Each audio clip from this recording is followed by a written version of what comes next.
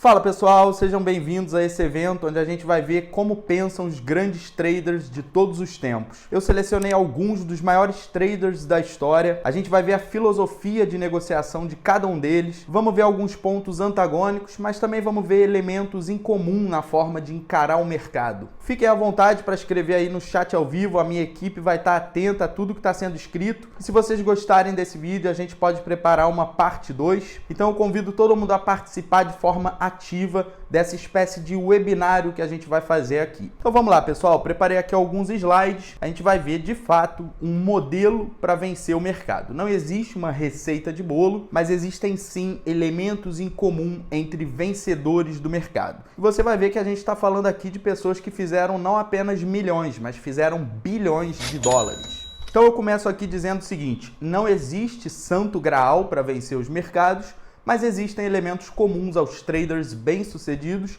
tanto na forma de pensar quanto na forma de operar. As principais referências que eu tive para construir esse evento aqui de hoje são os dois livros dos Magos do Mercado, né? O primeiro é Magos do Mercado e o segundo é o Novo Magos do Mercado. É evidente que eu usei muito o Google e principalmente a Forbes para a gente ver a net worth aproximada de cada um desses traders. Se você é um investidor de longo prazo, fica tranquilo que o termo trader está sendo usado aqui de forma um pouco mais aberta. Até porque você vai ver que um dos caras que eu vou mostrar aqui hoje não gosta de análise técnica, não gosta de day trade e ele ficou bilionário utilizando análise fundamentalista. Então eu peço que você tenha uma mente aberta também para o pessoal que me acompanha, que adora day trade, análise técnica, tenha uma mente aberta, que a gente vai ver aqui não apenas traders, mas a gente vai ver traders que também viraram gestores de grandes patrimônios. E eu não podia deixar de mencionar que os livros Magos do Mercado e o Novo Magos do Mercado você encontra na Timing, do Márcio Noronha. Então, www.timing.com.br, você vai encontrar esses dois livros e eu vou deixar até um cupom de desconto desses livros na descrição aqui do vídeo. Então vamos lá, pessoal. Nosso primeiro grande trader é o Jeff Yass, com uma net worth aproximada, um patrimônio ali. Isso daqui pode estar errado, tá? Mas eu vi na Forbes, então eu confiei. Patrimônio aproximado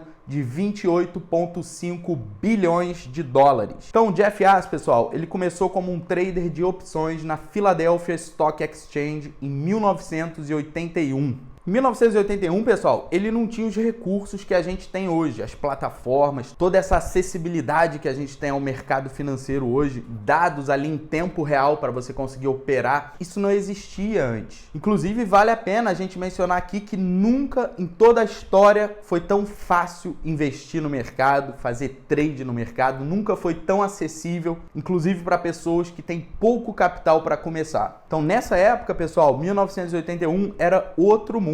Então ele criou o grupo SIG, tá? Susquehanna Investment Group, em 1987. Esse grupo, pessoal, se vocês lançarem aí na internet e dar uma pesquisada, é um grupo gigante que tem presença em mais de 50 países e ele engloba tudo, desde private equity, hedge funds, é corretora, é tudo que vocês podem imaginar. Hoje esse grupo, ele ficou gigante com essa presença aí global e cuidando de diversas áreas aí no mundo dos investimentos. E o que o Jeff Yass faz? Ele procura pequenas ineficiências no mercado através de constantes aprimoramentos de modelos padrão de precificação de opções. Então, o Jeff Yass aplica princípios matemáticos da teoria dos jogos para maximizar os lucros. Vamos entender isso daqui já já. Qual que é a filosofia de negociação do Jeff? Encara a negociação de opções de ações como um jogo de pôquer. É pura probabilidade. Em ambos, tanto no poker quanto na negociação, o objetivo principal não é ganhar o maior número de mãos, mas sim maximizar seus ganhos. Então, pessoal, vamos entender o seguinte: às vezes o mercado vai te dar umas cartas ali para você jogar, né? Como num jogo de poker. Mas as cartas podem não ser tão boas. Então você vai ver ali uma condição apropriada pelo price action para você fazer uma entrada na compra, mas talvez o IFR esteja em condição de sobrecomprado.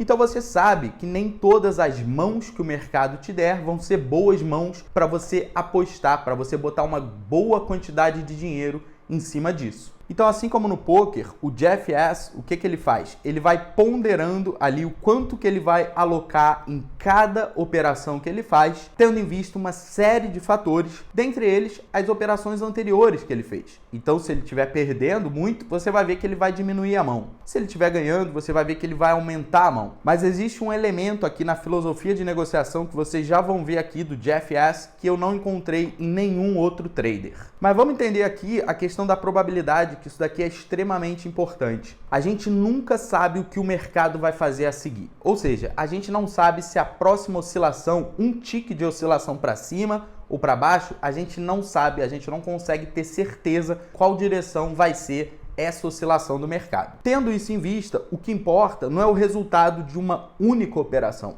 O que importa é o balanço de todas as operações que você fez somadas. E o objetivo não é acertar o maior número de trades. Ou seja, de cada 10 trades que você faz, não necessariamente você tem que acertar 8 e errar 2. Muitas vezes você vai estar procurando ali, assim como o Jeff Ass fala, que o objetivo principal não é ganhar o maior número de mãos, mas sim maximizar seus ganhos. Você vai ver que muitas vezes, inclusive isso eu ensino também para os meus alunos, você pode ter 6 operações perdedoras e 4 operações vencedoras. E mesmo assim, a sua conta vai estar no verde. Então, quando o Jeff Ass fala de maximizar os ganhos, o que ele está falando? Ele está falando simplesmente que quando o mercado te der uma boa mão, assim como no poker, quando você receber uma boa mão ali para você fazer a sua aposta, você tem que fazer uma aposta maior do que na operação anterior. Então, dependendo das condições que eu veja no gráfico, que é diferente do Jeff Ass, já vamos falar aqui,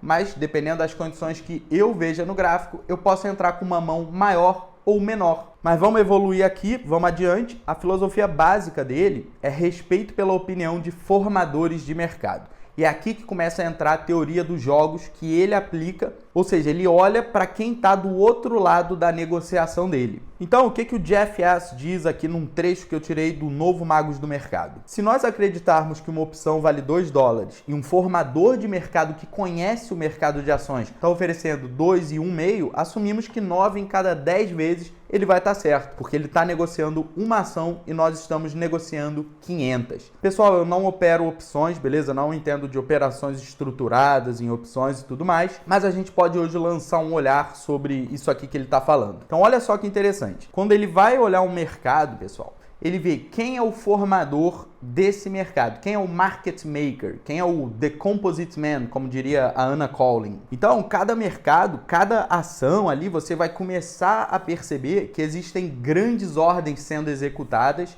e você consegue ver no livro de ofertas e ele vai identificando, pô, peraí, esse player, ele entende bastante dessa ação específica. Ele é o fazedor de mercado dessa ação. Então, quando ele aplica a teoria dos jogos, ele está vendo justamente isso. Ele está vendo o que o grande player, formador desse mercado, o que ele está fazendo, e aí o Jeff Ass vai respeitar a opinião desse player e vai jogar de acordo. Então, você percebe aqui que ele diz, porque ele está negociando uma ação e nós estamos negociando 500. O Jeff Ass, pessoal, hoje ele tem ali um hedge fund, ele tem um grande grupo, né, que é dono de várias coisas, não apenas um hedge fund, mas ele tem ali os fundos dele que vão estar gerindo um portfólio com 500 ações. Então, quando ele pega o formador desse mercado, que sabe operar essa ação, que entende bem da oscilação dessa ação específica, ele vai respeitar a opinião desse cara, ele vai botar dentro da análise dele, da tomada de decisão, ele vai botar a opinião desse formador de mercado. Aí você falou, como assim a opinião? Ele liga para o cara e fala com ele? Não, gente, isso daí você vê no livro de ofertas. Então, no livro de ofertas, você tem a opinião do mercado, a opinião dos compradores, dos vendedores. Você vê essa opinião ali,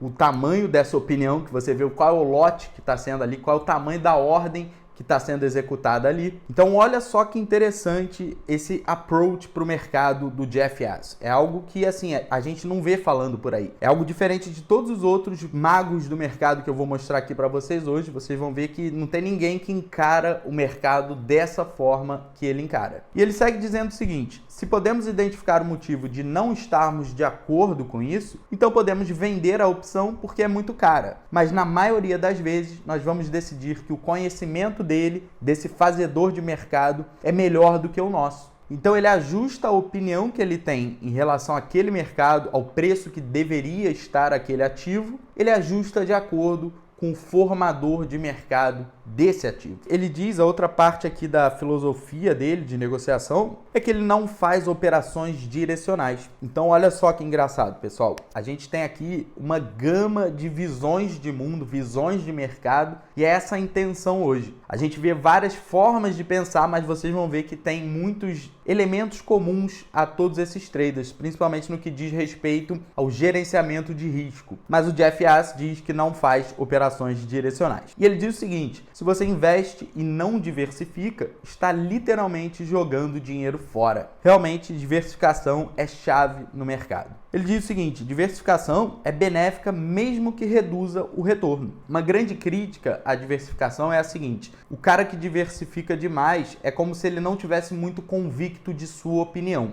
Então, os críticos da diversificação vão dizer que ela vai reduzir drasticamente o seu retorno. E muitas vezes isso é verdade. A diversificação vai reduzir o seu retorno, mas ela também vai reduzir o seu risco. E no mundo dos investimentos, você sabe que quando você reduz o risco, você vai conseguir reduzir o retorno, mas se você aumentar o seu risco, você também aumenta o potencial de retorno. Mas a maioria dos grandes traders da história que atingiram o patamar dos bilhões, eles vão dar ênfase em proteger o patrimônio e não em você multiplicar esse patrimônio exponencialmente. Apesar deles terem multiplicado o patrimônio deles exponencialmente, o foco está sempre no risco. Então, olha só o que ele fala. Portanto, se você diversificar e usar uma margem para aumentar sua alavancagem para um nível de risco equivalente ao de uma posição não diversificada, seu retorno provavelmente será maior. Você diversificou, você botou 5% em cada ativo. Só que você pegou um desses ativos que você botou 5% e você usou alavancagem. Então você aumentou o potencial de retorno nessa posição. Você aumentou também o potencial de retorno do portfólio como um todo,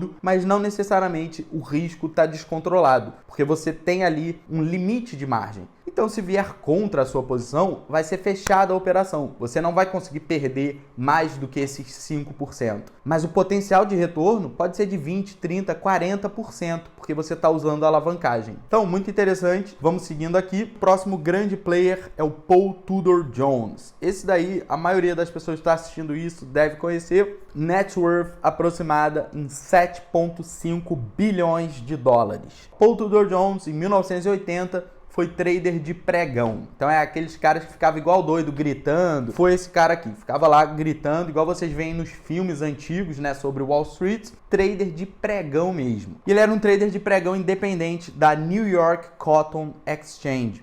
Ele só teve prejuízo em um único mês durante 3 anos e meio como trader de pregão. Então, olha por que é interessante a gente estudar como esses caras pensam, como eles encaram o mercado, qual é a filosofia de negociação do Paul Tudor Jones. Por que eu estou fazendo esse evento aqui hoje? Pessoal, a gente tem que entender como pensam os grandes mestres aí do trade, dos investimentos de longo prazo, da gestão de portfólio, porque entendendo como eles pensam, a gente vai conseguir aplicar isso à nossa filosofia pessoal de negociação. E quem sabe um dia a gente não consiga chegar a patamares que eles chegaram. Então, o Paul Tudor Jones, em 1984, passou a administrar recursos pela Tudor Futures Fund. Então, pessoal, olha só como é rápido, né? Eu reparei isso na maioria desses caras que a gente vai ver hoje. Eu reparei como é rápida a evolução deles. Eles começam como estagiário e aí 4 anos depois já é um gestor gigante de bilhões. Isso daí é impressionante. Então, ele, em 1984, né, você vê, ele começou em 1980 como trader de pregão independente, tá? Operando ali futuros de commodities, beleza? Então, ele estava operando ali futuro de café, soja, tem que ver certinho o que ele estava operando. Mas você vê que é na New York Cotton Exchange. E hoje o Paul Tudor Jones é visto como um dos maiores traders aí de futuros. E ele, em 4 anos, já tinha criado a Tudor Futures Fund. Então, se ele consegue, você consegue. Momento motivacional aqui. E ele criou também a Robinhood Foundation, que é o quê? É aquele negócio, né? Quando você fica bilionário, você tem muita grana, o que você faz? Você começa a fazer filantropia. Então, foi aí que ele criou a Robinhood Foundation. Pega ali doações de pessoas muito ricas e manda, né, para instituições ali que vão fazer doações para pessoas pobres. Então, pessoal, a Tudor Futures Fund iniciou em 1984 com 1,5 milhão de dólares sob a administração. Em 1988 já tinha 330 milhões. É claro que a gente não está falando aqui de uma rentabilidade de 1,5 até 330. A rentabilidade foi muito boa, já vamos avançar aqui na apresentação, você vai ver, mas também temos novos entrantes, né, nesse fundo. O cara vai e entra com 10 milhões, mas isso não tira o mérito, né, do valor em 1984, o que valia 1 milhão, gente, não é nada perto do que vale hoje 1 milhão. Então, de 1984 para 1988, você ir de 1,5 milhões sob a administração para 330 milhões é muita coisa. Cada $1.000 investidos em seu fundo valiam 17.482 dólares em 1988. Então,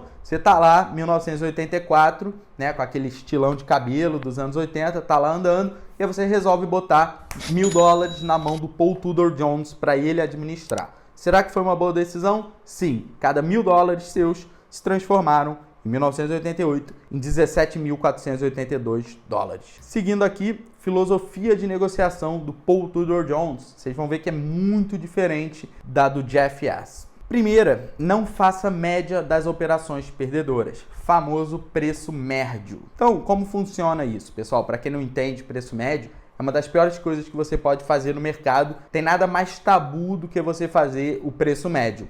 O martingale, né, que é uma das coisas que não funciona de jeito nenhum, mas sempre vai ter algum ser humano tentando fazer dar certo algo que não funciona. Quando você faz preço médio, o que significa isso? Você comprou uma ação que estava sendo negociada a R$10. Aí ela derreteu 50%, está sendo negociada a R$5. Você vai lá e você compra a R$5 para puxar o seu preço médio para baixo. Não tem nada de errado num investimento de longo prazo, numa empresa que não mudou os fundamentos, você vai trabalhando o seu preço médio. Agora, quando você entra num trade, e aí o trade vai contra você, ao invés de você estopar, você começa a fazer preço médio, pessoal, Paul Tudor Jones opera futuros, então tem alavancagem aí no meio.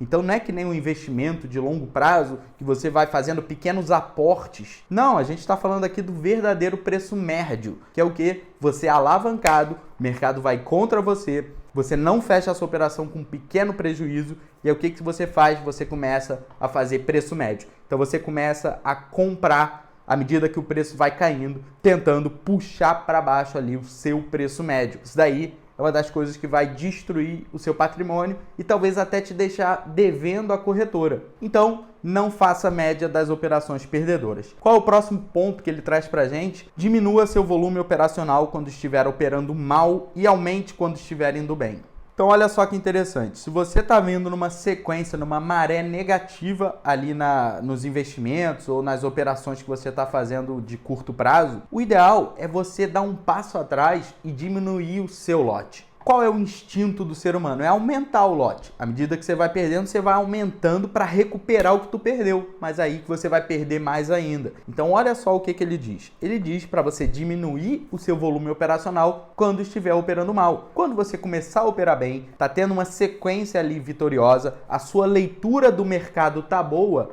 é aí que você vai aumentar o lote que você está operando. Então, guarda, bate print disso, beleza? Bate print. Pessoal, fica à vontade aí no chat ao vivo. A equipe realmente está olhando o chat. Dependendo, se vocês gostarem desse vídeo, a gente fazer a parte 2. Ou seja, eu peço, por favor, para você deixar um like nesse momento. Tira aí 2 segundos, clicar ali o botãozinho do like, tá? Que ajuda muito a gente que está aqui do outro lado e também te ajuda a receber a parte 2 desse vídeo. Que se não tiver muito like, muita visualização, eu não vou fazer parte 2. Então vamos seguir aqui, pessoal. Não se preocupe tanto com o preço específico que abriu sua posição, se pergunte apenas se no atual momento está baixista ou altista. Então olha só que engraçado, né? Porque a gente tende a trazer tudo para o pessoal. Só que o mercado não liga para o preço que você abriu a sua posição. Então, quando você abre a plataforma ali no início do dia, você tem que se perguntar, nesse momento, você está altista ou está baixista em relação a esse mercado que você está olhando? Se você responder, pô, eu estou baixista, então é para você fechar as operações que você tem comprada. O que importa é, no atual momento, você está baixista ou está altista? Se você está altista, você não pode estar vendido. Se você está baixista, você não pode estar comprado no mercado. Então, seguindo aqui, a mais importante regra operacional é ter uma estratégia defensiva.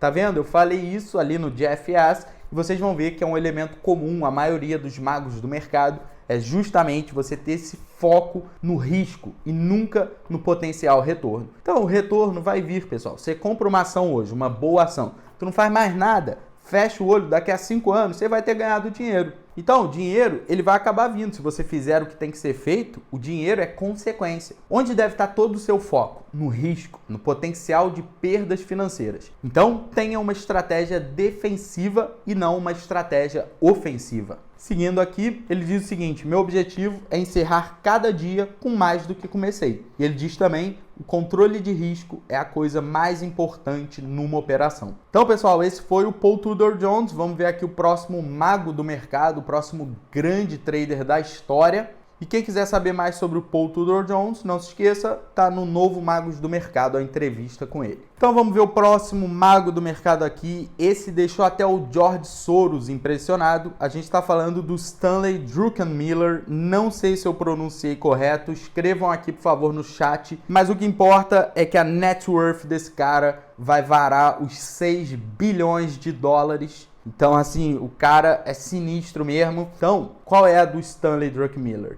Ele iniciou a carreira no Banco Nacional de Pittsburgh como analista de ações. E aí, em menos de um ano, foi promovido a diretor de pesquisa de ações e alguns meses depois se tornou gerente sênior. Então, olha só, eu também falei isso no início aqui da apresentação. Como os caras vão avançando rápido na carreira. Por isso vale a pena a gente entender como que esses caras pensam. Como seguiu a carreira dele. Em 1980, ele criou uma empresa de gestão de dinheiro, a Duquesne Capital Management. Em 1986, ele se associou a Dreyfus como um gestor de fundos.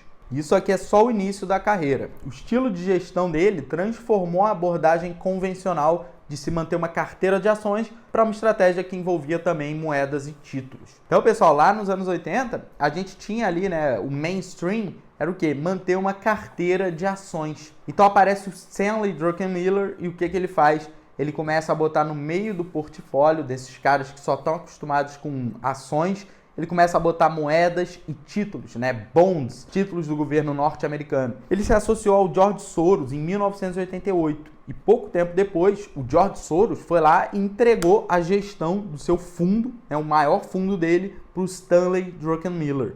Então olha o nível do cara. O próprio George Soros foi lá e confiou, o maior fundo que ele tem, ele confiou a gestão desse fundo ao Stanley. O retorno médio anual na casa de 45%. Isso foi medido a partir de 1986. Pessoal, isso daqui é muito importante a gente entender que quando a gente tem uma conta de R$100, é fácil dobrar essa conta, tá? Com mini índice, mini dólar. Então você vê aqui, pô, o cara só teve um retorno de 45%, só que a gente está falando de milhões e milhões e milhões. Em alguns casos, né, bilhões. Quando ele se associou ali ao George Soros, você imagina o tamanho do patrimônio, o tamanho, quanta grana esses caras estavam administrando.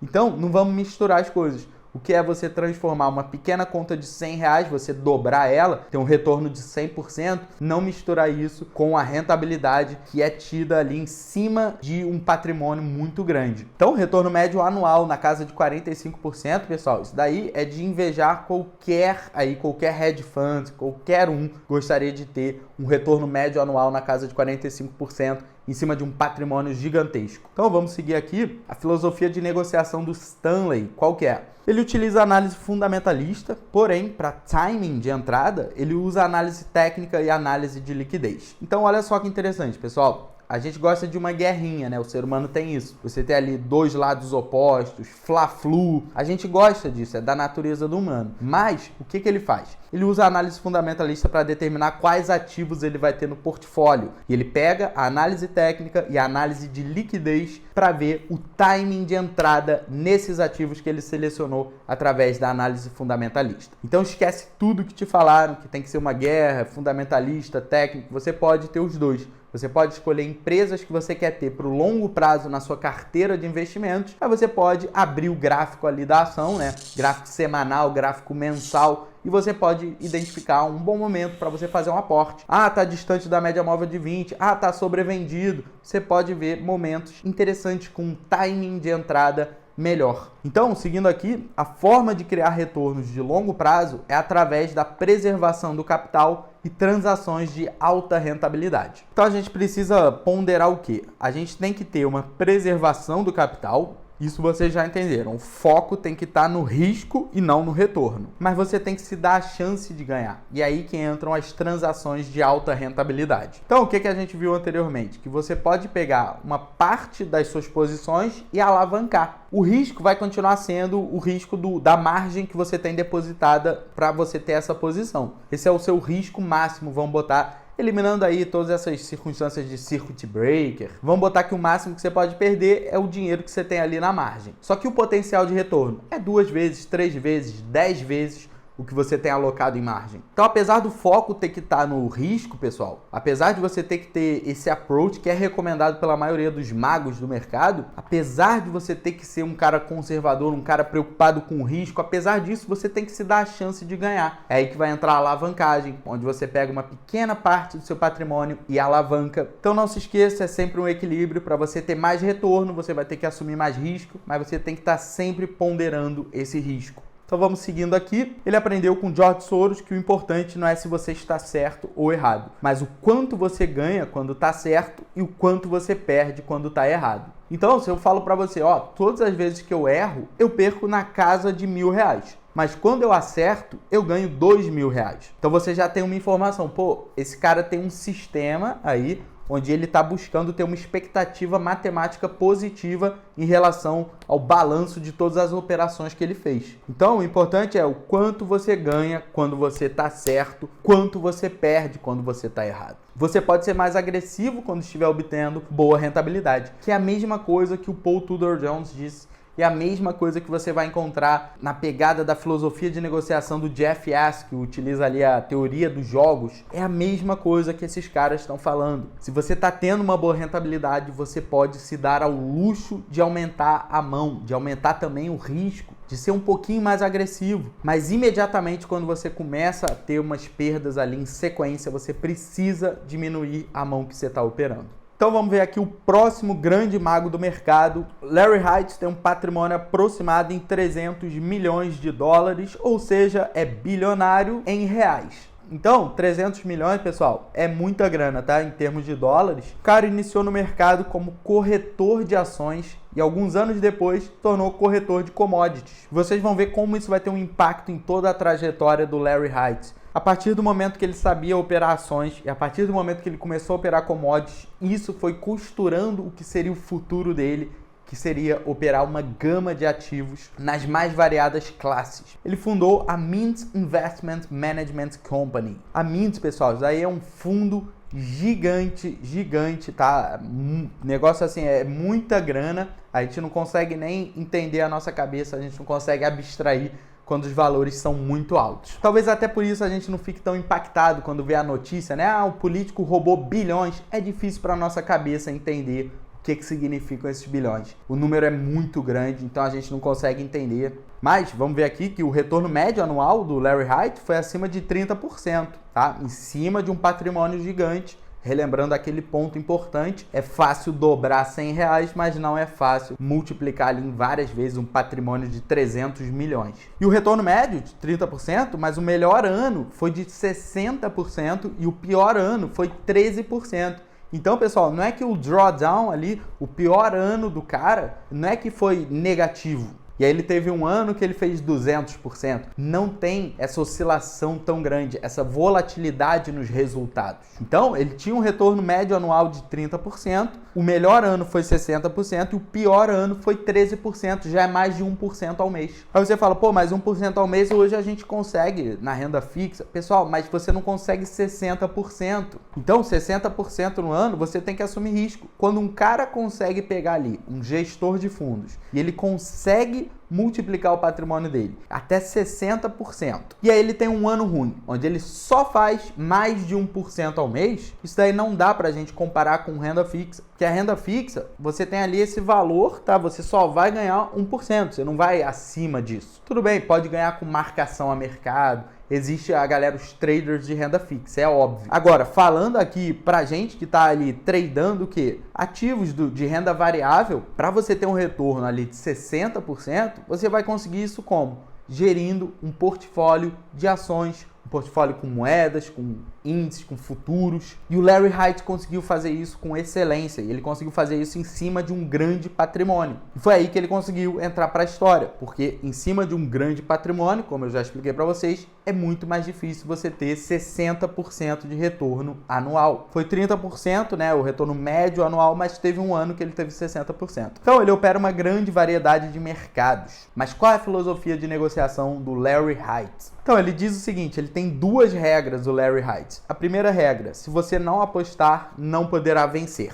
A segunda regra, se perder todas as suas fichas, não poderá apostar. O que ele quer dizer com isso? Então, gente, se você não apostar, não poderá vencer. A gente fica com medo de perder dinheiro, mas você tem que lembrar disso. Se você não apostar, você não vai poder vencer. Você quer um dia multiplicar seu patrimônio várias vezes, você vai ter que apostar, você vai ter que assumir risco. Aí você fala, ah, beleza, então vou assumir o risco máximo, vou comprar um monte de criptomoeda para eu ficar rico. Não, porque se você perder todas as suas fichas, não poderá apostar. Então, se você fizer uma péssima decisão aí de negócios, de investimentos, e você assume um risco muito grande, você pode eventualmente quebrar. E se você quebrar, se você não tiver mais fichas, você não vai poder apostar. Então, ele diz o seguinte, pessoal, qual é a filosofia dele? Arriscar no máximo 1% em uma única operação. Então eu te pergunto, você tem hoje 100 mil reais, você arrisca R$1.000 em uma operação? Acho difícil. O que eu vejo por aí é, o cara tem 10 mil reais, ele alocou tudo em uma única conta para fazer day trade e ele arrisca isso daí, ele arrisca 2 mil, 3 mil,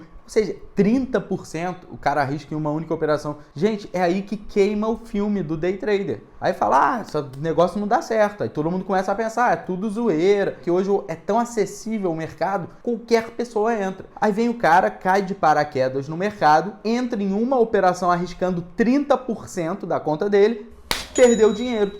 E aí vai todo mundo falar, ah, todo mundo perde dinheiro na bolsa de valores, todo mundo perde dinheiro no day trade. Não é isso, é porque ele está tão acessível hoje que qualquer jagunço chega aqui. Então, vamos seguindo aqui, ele diz o seguinte, sempre seguir a tendência, nunca desviar do método. Então, olha só que interessante, você tem que seguir a tendência do mercado, tá? Ele não busca reversão, ele não busca lateralidade, ele opera tendência. E ele diz que você nunca deve se desviar do seu método. Então, você tem um método operacional, você tem leis operacionais. Não pode quebrar a lei. Qual o problema? Que você é o juiz, você é o policial, você é o réu. Então, você vai ter que se controlar. Não tem ninguém para fazer isso por você. Então, a regra máxima é o quê? Não se desviar do método, segue o que o método está falando e, de preferência, esse método vai ser seguidor de tendência. Então, o que ele faz aqui? Ele administra o risco pela volatilidade. Olha que interessante. Ele diz o seguinte, quando a volatilidade de um mercado se torna tão grande que ameaça a relação risco-retorno esperada, nós paramos de operar aquele mercado. Então, pessoal, olha só, a volatilidade do mercado, se ela está muito grande, vai ver a própria relação risco-retorno não vai estar fazendo tanto sentido. O pessoal que me acompanha há mais tempo entende muito bem como funciona o stop técnico. Então, se o mercado está muito volátil, provavelmente o stop técnico vai ter ficado muito alto. Ah, mas o tamanho financeiro desse stop é controlado pelo tamanho da sua mão? Sim, mas se o mercado for muito volátil, entra até questões aí de slippage na execução da ordem. Então, ele administra o risco pela volatilidade. O mercado está muito volátil, você vai ver que ele vai entrar com uma mão menor. Então, ele diz o seguinte aqui, você pode arriscar 1% do seu capital ou 5%, ou pode arriscar 10%, mas é melhor que esteja ciente de que quanto mais você arrisca, mais voláteis serão seus resultados. A gente costuma olhar para a volatilidade só ali a nível operacional, mas você já se perguntou qual é a volatilidade dos seus resultados? Vocês viram que até existe uma volatilidade, ele teve um retorno em um ano de 60%, no outro ano 13%, tem uma volatilidade aí. Mas você vê que não é uma volatilidade no nível de ele fez 100% em um ano e no outro ano foi para o negativo em 5%. Então se pergunte qual é a volatilidade nos seus resultados hoje. E agora a gente vai ver o próximo grande operador da história, próximo grande trader, investidor, como queira chamar, especulador, que esse aqui, o Mark Ritchie, Não consegui nem encontrar a net worth dele, mas eu posso dizer uma coisa para vocês. De todos que a gente viu hoje e vai ver a seguir, o Mark Rich foi o que foi mais pobre. Então, pessoal, esse cara, ele foi ali carcereiro, tá? Num presídio. Ele fez seminário para ser padre. Ele chegou a ter 2 empregos para conseguir se sustentar. Então, você imagina alguém que realmente experimentou ali a pobreza chegar num patamar de multimilionário em dólares, que é diferente do multimilionário em reais.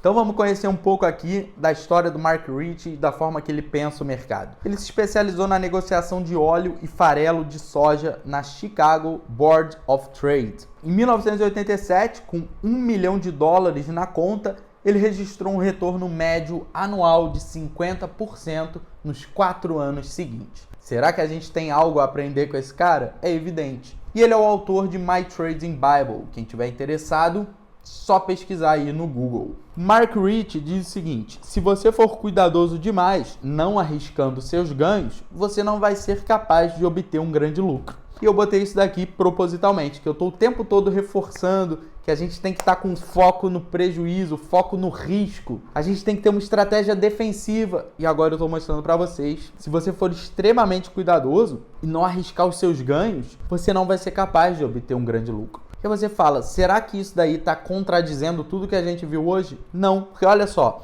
ele diz, se você for cuidadoso demais, não arriscando os seus ganhos. Então olha só, vamos tentar simplificar ao máximo isso daqui.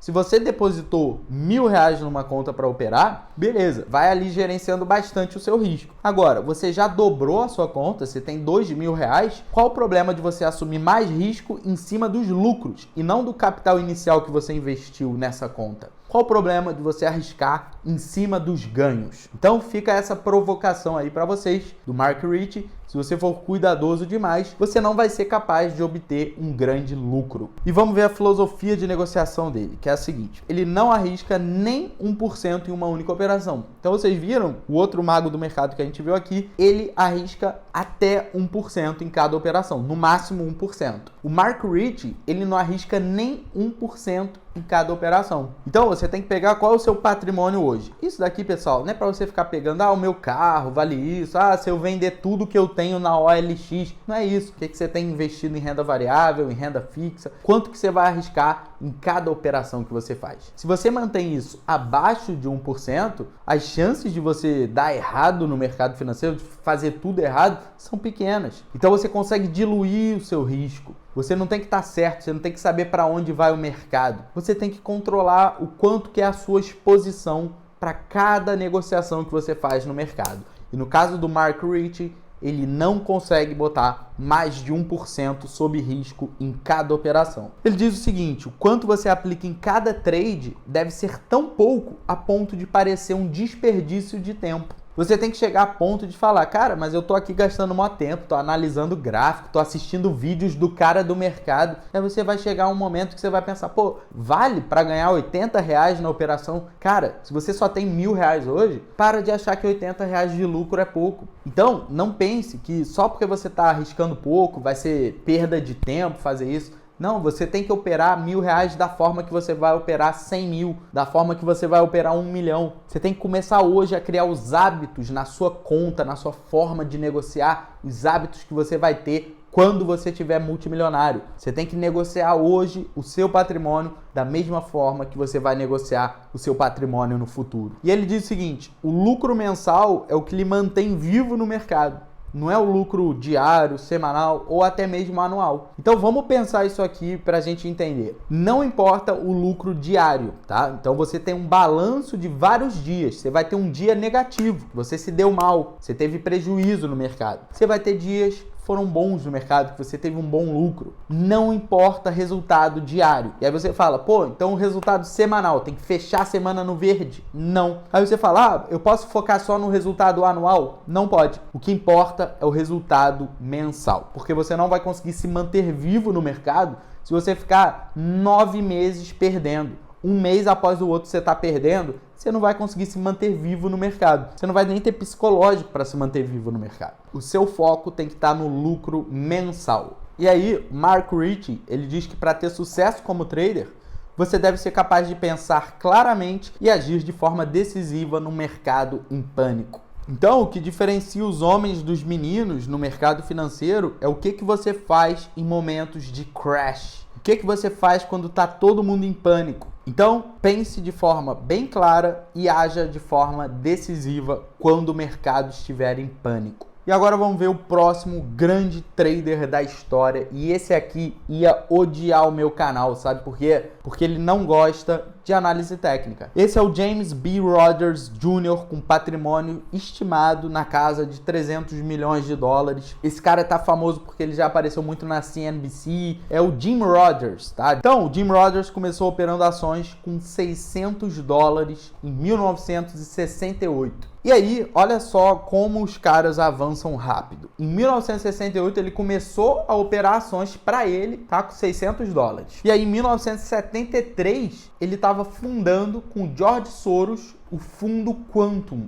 E ele escreveu vários livros de sucesso aí no meio dos investimentos, tá? Então, deem uma pesquisada depois. James B. Rogers ou coloca só Jim Rogers que vocês já vão encontrar. Ele criou um índice que é o Rogers International Commodities Index. Qual é a filosofia de negociação do James B. Rogers? Ele diz o seguinte: procure a histeria para ver se você não deveria ir para o lado oposto, mas não vá para lá até que tenha examinado totalmente a situação. Ou seja, você vai procurar ali momentos turbulentos no mercado financeiro, mas não necessariamente você vai sair entrando ali, né? Igual o gado, né? Para onde está indo a boiada, tu vai junto.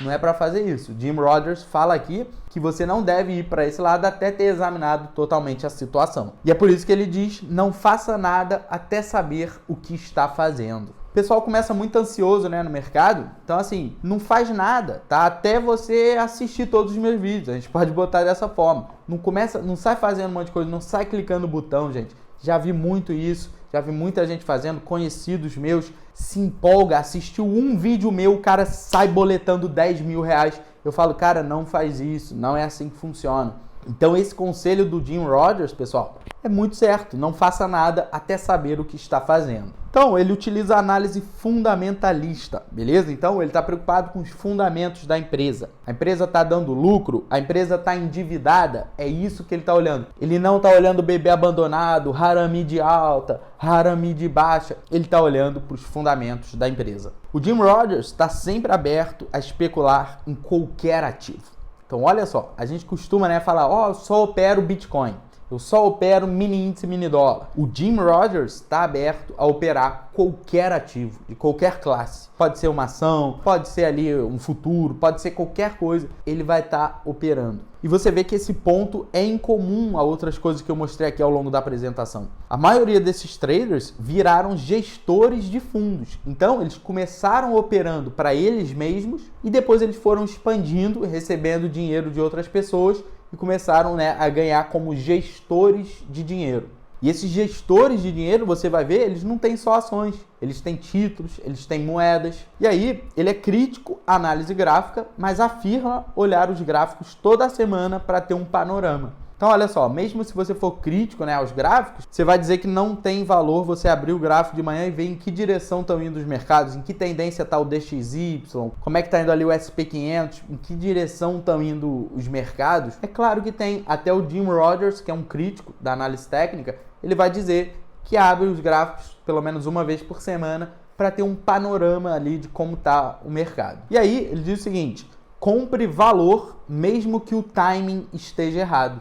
Então, de todos que a gente viu hoje, esse é o único que ferozmente fica se opondo à análise técnica, a day trade. Os demais, você vê que eles usam a análise técnica. Eles usam também, eles olham fluxo, né, ali de ordens. Mas o Jim Rogers, ele vê valor, ele compra valor, ele compra fundamentos, mesmo que o timing esteja errado. E é muito engraçado, porque quando o Jim Rogers foi chamado para ser entrevistado no livro Magos do Mercado, né, ele quase recusou, porque ele falou, eu acho que eu não sou trader. Por que você vai me entrevistar aqui nesse livro? E o Jim Rogers admitiu que ele sempre entra atrasado no mercado, porque na filosofia dele, ele compra valor mesmo que o time esteja um pouco inapropriado ali para entrar ou para sair de um ativo, ele está comprando valor e ele está vendendo quando não existe mais o valor, quando os fundamentos mudaram. Então olha só que perspectiva interessante, principalmente para o pessoal que me acompanha há mais tempo aqui no canal. Ele diz o seguinte: espere um catalisador para evitar que seu dinheiro fique preso ao mercado morto. Então, pessoal, é aquele negócio, né? Dá vontade de comprar mesmo. A gente tem isso, tá derretendo ali um ativo que você sabe que é bom, não vai quebrar, não vai... Amanhã quebrou a Apple. Não vai ter isso, dá vontade de comprar. Mas é legal ter um catalisador. E é isso que ele admite no livro. Quando você lê, você vai ver que ele admite que esse catalisador, às vezes, ele consegue ver no gráfico. Espera um catalisador para te mostrar, pô, esse é um momento bom para você comprar Ethereum, para você comprar qualquer coisa que você queira. Senão você vai botar o teu dinheiro ali no mercado que está derretendo e vai continuar ali 2 anos, teu dinheiro sem valorizar nada. Então, tenha esse catalisador para você saber o momento de clicar o botão. Ele diz para você ter uma opinião contrária e não seguir a histeria. Então, opinião contrária, pessoal, eu tenho um vídeo no canal onde eu mostro o que é a teoria da opinião contrária. Esse vídeo ficou muito maneiro, então eu vou deixar o link na descrição aqui desse vídeo para vocês conseguirem, depois que terminar esse vídeo, assistir o da teoria da opinião contrária. E seguindo aqui, ele diz: saiba quando manter ou liquidar uma posição perdedora.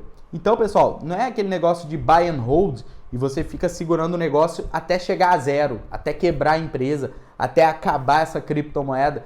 Não é assim, você tem que saber alguma hora que você vai ter que liquidar as suas operações perdedoras. E ele diz também para você ser seletivo. Nos ativos que você vai operar, você quer buscar ativos de boa liquidez, com bom volume negociado, ativos que estejam fazendo um movimento direcional caso seja essa a sua forma de operar. Então, seja seletivo. E eu finalizo aqui esse nosso evento de hoje te pedindo primeiro, né, para você deixar um like para me ajudar. Ajuda bastante, tá, gente? Vocês nem sabem o quanto ajuda um like, um comentário. Se puder, bota um emoji ali nos comentários, para talvez eu fazer a parte 2 e trazer outros grandes operadores da história e talvez até de forma mais aprofundada. Tudo vai depender do quanto vocês gostaram ou não desse vídeo. Inclusive aqui nesse canal eu vou estar sempre fazendo análise de ouro, Bitcoin, SP500, IBOV. Então não deixa de se inscrever nesse canal. E é isso. Muito obrigado por assistir até o final. Tamo junto. Sucesso. Aquele abraço.